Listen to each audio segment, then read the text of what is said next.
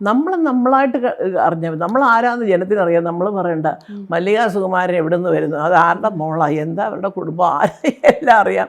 പിന്നെ നമ്മളതല്ല എന്നുള്ള മട്ടിൽ അഭിനയിച്ചാൽ അത് പെട്ടെന്ന് കേരളത്തിലെ ജനങ്ങൾ നല്ല ബുദ്ധിയുള്ളവരത് മനസ്സിലാക്കും. അയ്യോ മല്ലിക ചേച്ചി പണ്ടേ ഇങ്ങനെ എന്ന് പറയുന്നത് തന്നെയാണ് എനിക്ക് ഞാനായിട്ട് തന്നെ ഹ്യൂമർ ഒരു മിക്സപ്പ് ഉണ്ടല്ലോ. അതാണ് എനിക്കങ്ങനെ ആരെയും വാക്കുകൾ കൊണ്ടൊരു കഠിനമായ ഭാഷയിൽ സംസാരിച്ച് വേദനിപ്പിക്കാൻ ഇഷ്ടമല്ല.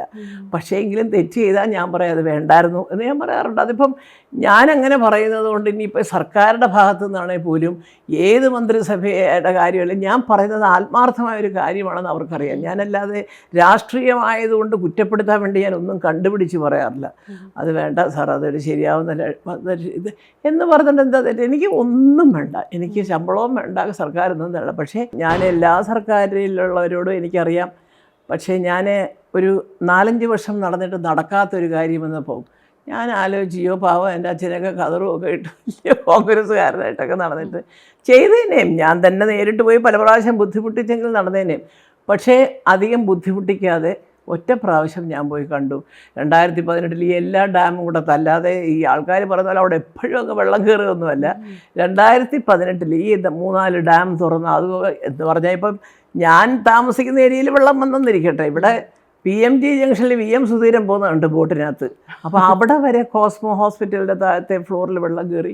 അപ്പോൾ ആ ഒരു സമയത്ത് ഇങ്ങനെ ഈ പറഞ്ഞതുപോലെ ഞാൻ വിചാരിച്ചു അയ്യോ ഇവിടെയൊക്കെ ഒന്ന് ശരിയാക്കി ഞാൻ ചെന്ന് പറഞ്ഞപ്പോൾ സത്യം പറയുകയാണെങ്കിൽ ഇന്നിപ്പം ഭരിക്കുന്ന സഖാവ് പിണറായി വിജയൻ എന്ന് പറയുന്നത് നമ്മുടെ ബഹുമാനപ്പെട്ട മുഖ്യമന്ത്രിയാണ്.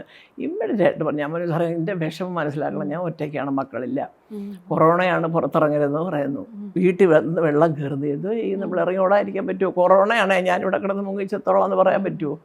അപ്പോൾ അത് ആകെ മൊത്തം എനിക്കൊരു പേടിയായിപ്പോയി. അപ്പോൾ ഭാഗ്യത്തിന് അന്ന് എൻ്റെ സഹോദരൻ വന്നിട്ടുണ്ട്. അപ്പോൾ ഞാൻ പറഞ്ഞിട്ട് ഞാൻ ഒന്ന് പോയി കണ്ടിട്ട് എന്തൊക്കെയാണ് കാര്യം പറയണം, നമ്മുടെ ആവശ്യങ്ങൾ ഈ ബന്ധപ്പെട്ട വകുപ്പിൽ പറയുമ്പോൾ അങ്ങോട്ട് നീങ്ങുന്നില്ല എന്നുണ്ടെങ്കിൽ അതിൻ്റെ മുകളിലുള്ളവരോട് പറയുക, അതല്ലേ പറ്റുള്ളൂ, ഞങ്ങൾക്കൊക്കെ അല്ല എന്ത് ചെയ്യാൻ പറ്റും, അങ്ങനെയെന്ന് പറഞ്ഞു. അദ്ദേഹം ഇമ്മീഡിയറ്റായിട്ട് ആക്ഷൻ എടുക്കുമായിരുന്നു. അപ്പം ഞാൻ ആലോചിക്കും കുറേയൊക്കെ ഈ പാർട്ടി അടിസ്ഥാനത്തിൽ കോൺഗ്രസ് ഭരിച്ചാലും കമ്മ്യൂണിസ്റ്റ് ഭരിച്ചാലും ആര് ഭരിച്ചാലും തെറിവിളി കേൾക്കും. പിന്നെ ഒരു പാർട്ടിയുടെ തലപ്പത്തിരുന്ന് ഭരിക്കുന്ന ആളിനെ എല്ലാവരുടെയും ഇഷ്ടങ്ങൾ സാധിച്ചു കൊടുക്കാൻ പറ്റിയെന്ന് വരത്തില്ല. ഇപ്പം ഞങ്ങളെയൊക്കെ വെറുതെ വിടുന്നുണ്ടോ? അപ്പോൾ അതുകൊണ്ട് എന്ന് വിചാരിച്ചിട്ട് ഒരു കാര്യം ചെന്ന് പറഞ്ഞപ്പോൾ ഇതെന്താ സംഭവം? ഞാൻ പറഞ്ഞു ഇങ്ങനെ വെള്ളം വീട്ടിലേക്ക് വെള്ളം 4 ഭാഗത്തു നിന്നുള്ള റോഡിൽ നിന്ന് വരുന്നുണ്ടെന്നൊക്കെ പറഞ്ഞ് പിറ്റേ ദിവസം കളക്ടറൊക്കെ കൂടെ വന്നു നോക്കി. അവിടെ എല്ലാം ഈ പറഞ്ഞതിൻ്റെ തൊട്ട് ഇതൊക്കെ ചെയ്തു. ഒരു കനാലുണ്ടായിരുന്നു അവിടെ, അതെല്ലാം ക്ലീൻ ചെയ്തു, റോഡൊക്കെ ശരിയാക്കി. അത് ഒറ്റ പ്രാവശ്യം ഞാൻ പറഞ്ഞുള്ളൂ അത് ചെയ്തു തന്നു. പക്ഷെ അതിന് ശേഷം കുറച്ച് വർക്ക് പെൻഡിങ് തിരുവനന്തപുരം കോർപ്പറേഷനുണ്ട്, അതും കൂടെ ഞാൻ ഇനി ബഹുമാനപ്പെട്ട മുഖ്യമന്ത്രിയെ ചെന്ന് കാണണമെന്ന് വിചാരിക്കുക. അത് നീങ്ങുന്നില്ല അങ്ങോട്ട്. ആ കോർപ്പറേഷൻ ഏറ്റവും നടക്കണം ഇപ്പോഴും.